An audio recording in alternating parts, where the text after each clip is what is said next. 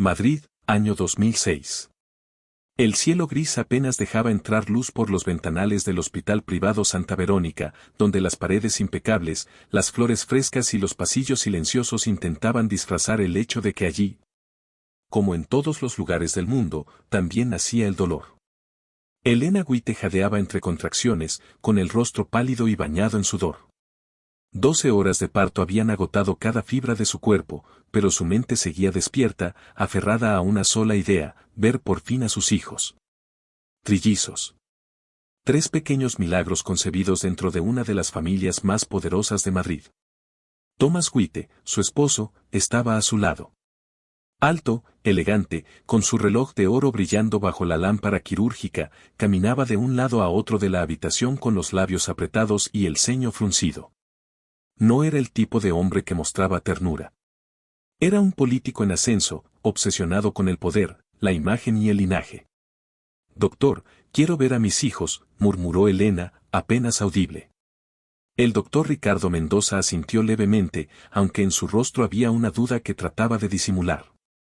Intercambió una mirada con la enfermera Clara Domínguez, quien sostenía entre sus brazos a los 3 bebés, envueltos en mantas blancas. Clara caminó lentamente hacia la cama, con una sonrisa nerviosa. «Felicidades, señora Güite, señor Güite. Estos son sus hijos». En cuanto Elena los vio, su rostro se transformó. Lo que debería haber sido un momento de éxtasis se convirtió en horror. «No. No puede ser», gritó, echándose hacia atrás. «¿Por qué tienen ese color de piel?». Los ojos de Tomás se abrieron como platos. El silencio que se formó en la sala fue tan espeso que nadie se atrevió a respirar. «Esto debe ser una broma», rugió él, acercándose bruscamente. «¿Sabéis quiénes somos? ¿Cuánto hemos pagado por este hospital?». Los bebés, ajenos al caos, dormían tranquilamente. Tenían la piel morena, suave, perfecta. Pero para esa pareja, era una mancha, un escándalo, una humillación. «No puede ser», repetía Elena una y otra vez, como si su mente se negara a aceptar la verdad. «Yo jamás, esto no es posible». El doctor Mendoza intentó calmar la situación. «Existen casos raros de genética atávica. A veces los genes de ancestros lejanos resurgen, pero estos bebés son biológicamente suyos. No hay error». «Mienten», gritó Tomás. «Esto es imposible». Elena comenzó a llorar, pero sus lágrimas no eran de tristeza maternal, sino de furia. Empujó el brazo de Clara con violencia, casi haciendo caer a los recién nacidos. «No puedo criarlos. No permitiré que el mundo se burle de mí». El doctor Mendoza frunció el ceño, ahora con firmeza. «Les guste o no. Son sus hijos». Tomás apretó los puños, sus nudillos blancos por la tensión. Elena sollozaba. «Doctor», murmuró con voz quebrada, «¿hay forma de ocultar esto? ¿De entregarlos a otra familia, discretamente?». Clara se quedó sin aliento. «No pueden estar hablando en serio». Pero sí lo estaban. La decisión fue tomada en frío, como una transacción cualquiera. Tomás lanzó una carpeta sobre la mesa del despacho. Ya tenían los documentos listos, renuncia total a la custodia. Nada de vínculos, nada de visitas, nada de nombres.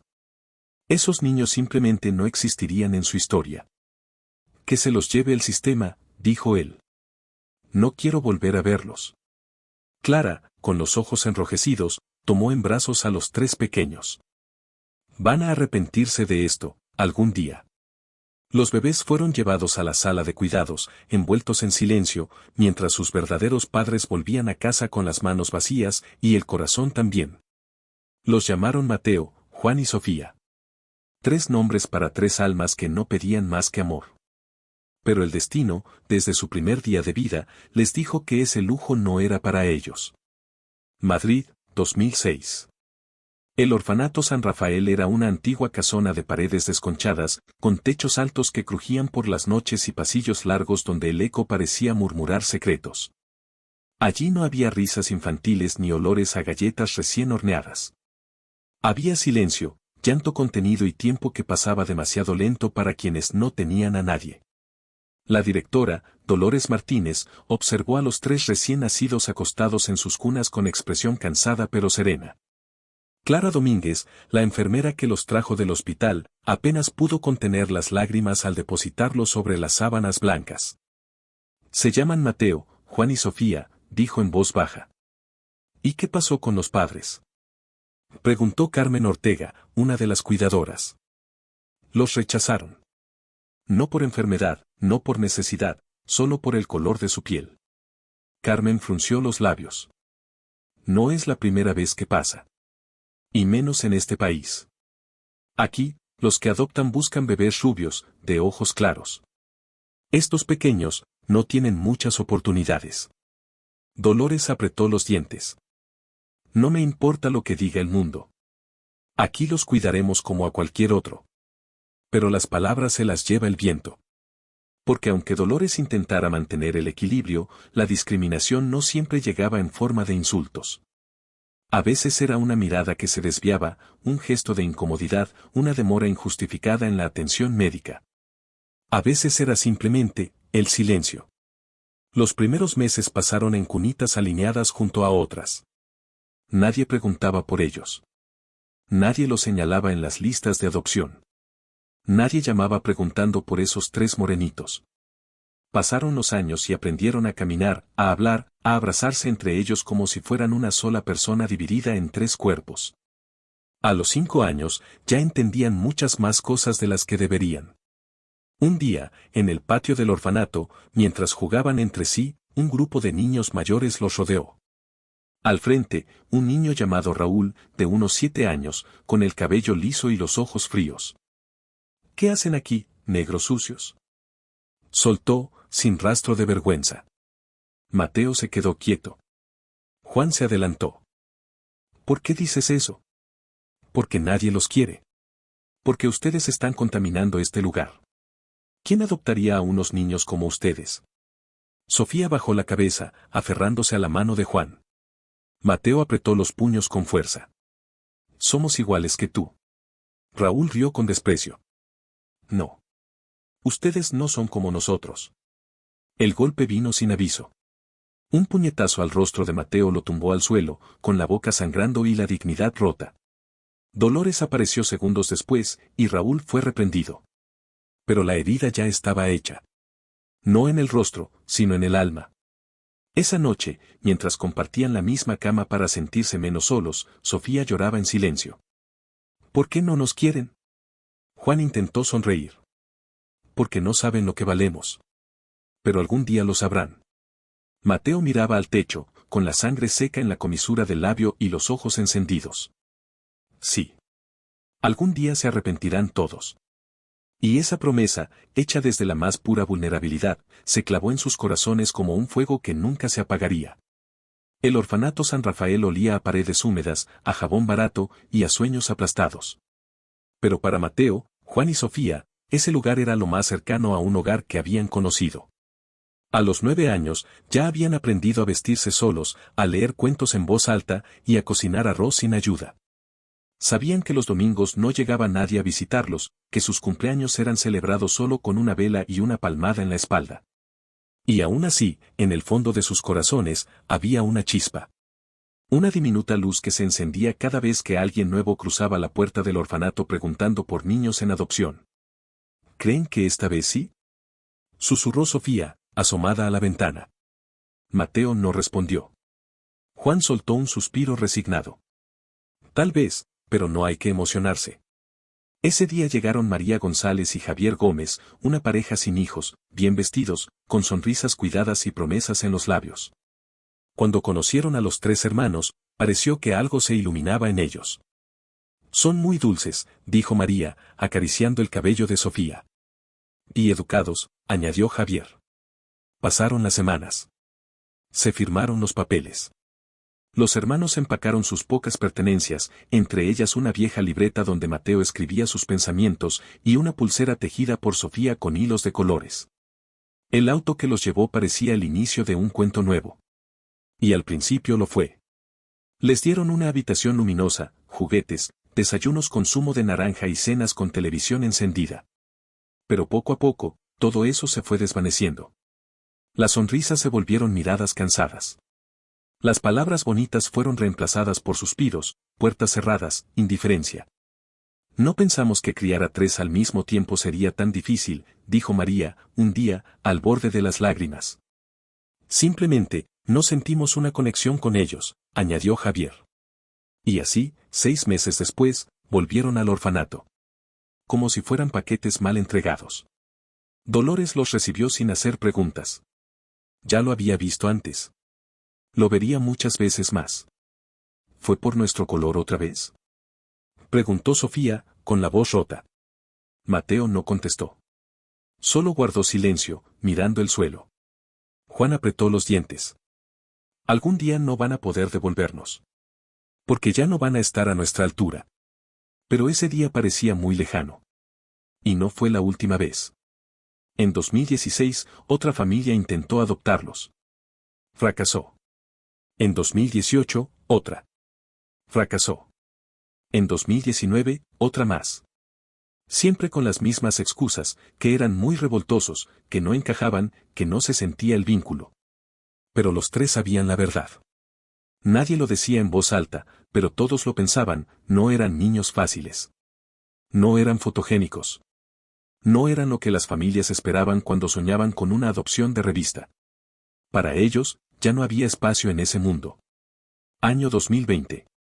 Mateo, Juan y Sofía habían llegado a los 14 años. La niñez había quedado atrás, como un recuerdo borroso y áspero. Ya no esperaban ser adoptados.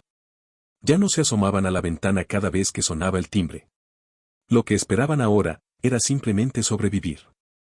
En el orfanato San Rafael, la adolescencia no se vivía con rebeldía ni descubrimientos. Se vivía con resignación. Con la certeza de que, si no habían salido de allí siendo niños, como adolescentes solo les quedaba aprender a esconder el dolor bajo sonrisas fingidas. Mateo se había convertido en un joven silencioso, observador, que escribía cada noche en su libreta de tapas ajadas.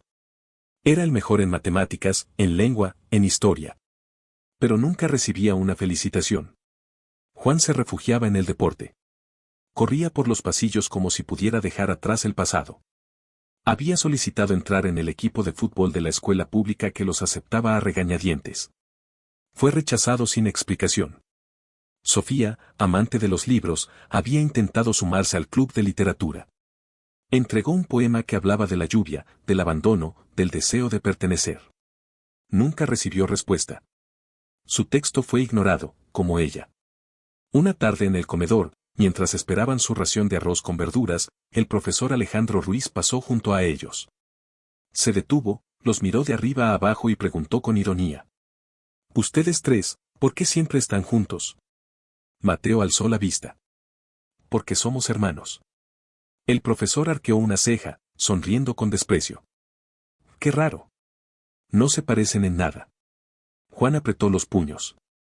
«¿Qué quiere decir con eso?»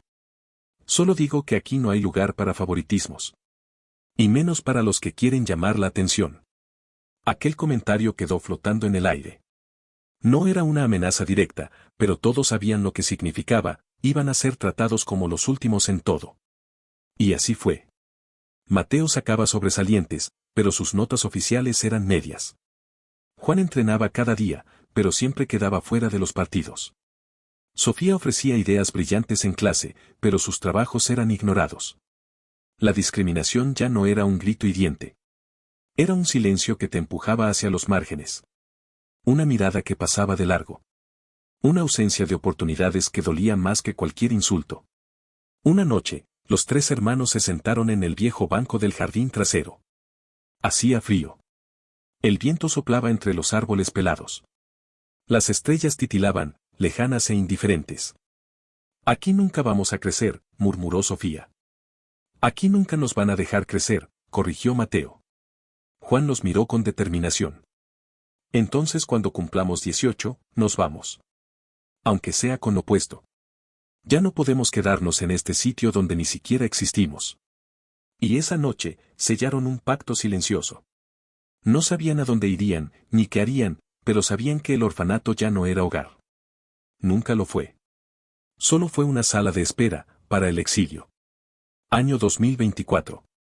Era una mañana fría y nublada cuando los tres hermanos se detuvieron frente a la gran puerta de hierro del orfanato San Rafael por última vez. Las mochilas colgaban de sus espaldas como símbolos de una vida empaquetada en recuerdos dolorosos. No había lágrimas. Solo una mezcla de miedo y decisión. Dolores Martínez los miraba desde la entrada con las manos entrelazadas. «Ustedes tres», murmuró con voz apagada, «tengan cuidado allá afuera». Juan se volteó y le sostuvo la mirada. «Usted fue mejor que muchos, Dolores. Pero no lo suficiente como para cambiar lo que vivimos». Ella asintió, sin discutir. Porque era verdad. Mateo, Juan y Sofía dieron la espalda al lugar que los había contenido durante 18 años, y comenzaron a caminar por una ciudad que no los esperaba, y mucho menos, los recibiría con los brazos abiertos. Los primeros días fueron un caos. Dormían en bancos de parque, en portales abandonados, bajo puentes. Compartían el pan que compraban con monedas contadas y se turnaban para vigilar mientras los otros dormían. Sofía se aferraba a una vieja libreta donde escribía todo lo que vivían. Mateo llevaba una navaja oxidada que había encontrado en la calle. Juan buscaba trabajo golpeando puertas. «¿Qué vamos a hacer?», preguntó Sofía una noche, temblando bajo una manta raída. «Conseguiremos trabajo. No importa cómo». «Pero no volveremos a ese orfanato», respondió Mateo, con la mirada dura. «¿Y si nadie nos da una oportunidad?», murmuró Juan. «Nos la abriremos a la fuerza», dijo Mateo. «Este mundo no está hecho para nosotros. Pero lo vamos a romper». Mateo fue el primero en conseguir algo. Una obra de construcción a las afueras de Madrid necesitaba cargadores.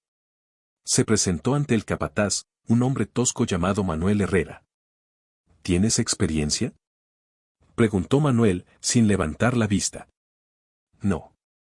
Pero aprendo rápido».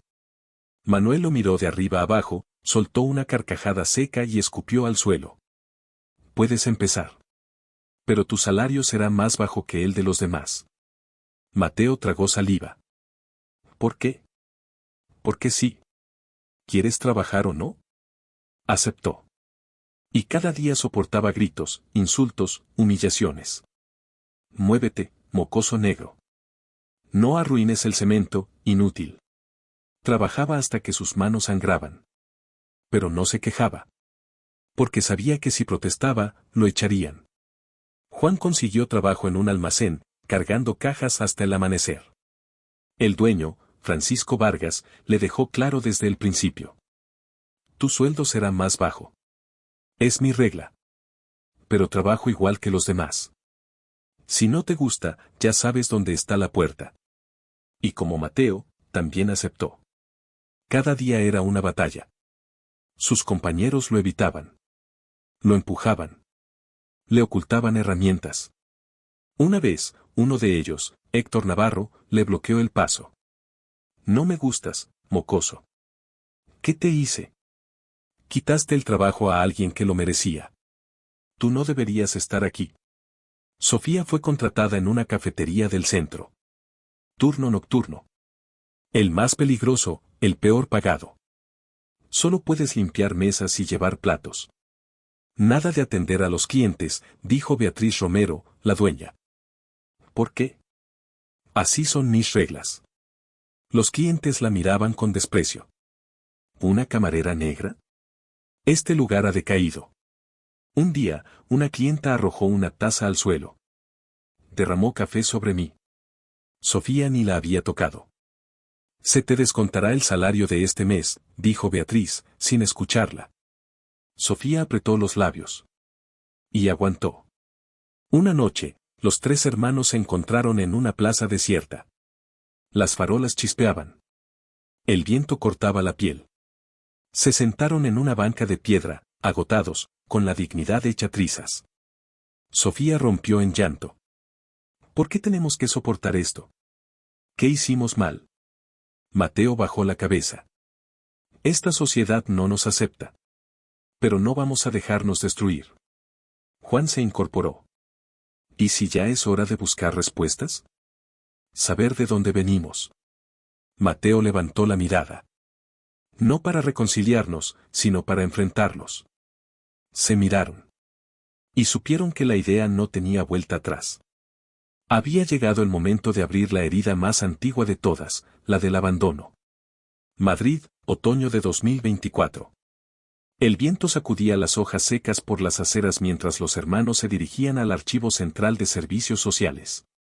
El edificio era viejo, de ventanas sucias y una atmósfera espesa que parecía cargada de secretos. Subieron las escaleras en silencio. Cada paso resonaba con la intensidad de lo irreversible. ¿Estás seguro de esto?, preguntó Sofía, sujetando su libreta con fuerza. Es nuestro derecho, respondió Mateo. Y nuestro deber, añadió Juan. En la recepción nos recibió una mujer mayor de rostro severo y gafas gruesas. Margarita Torres. Tenía la voz áspera y los movimientos mecánicos. ¿Qué buscan? Queremos ver nuestros archivos originales. Nombres: Mateo, Juan y Sofía Guite, dijo Mateo, con voz firme. Margarita los miró por encima de las gafas. Se quedó inmóvil un segundo, como si el apellido la hubiese electrocutado por dentro. Luego tecleó con lentitud. Los ojos se le abrieron de par en par. No puede ser. ¿Qué pasa?, preguntó Juan, acercándose. Esperen aquí. La mujer desapareció por una puerta lateral. Los minutos se hicieron eternos. Pero esta historia está lejos de acabar. En realidad, apenas comienza. Prepárate. La parte 2 revelará lo que el mundo intentó ocultar durante décadas. Secretos enterrados. Vidas intercambiadas. Y un destino que nunca eligió, pero del que no podrá escapar. Haz clic ahora y continúa este viaje. La verdad está más cerca de lo que imaginas. Parte 2. ¿Estás listo para descubrir qué pasa cuando todo se derrumba?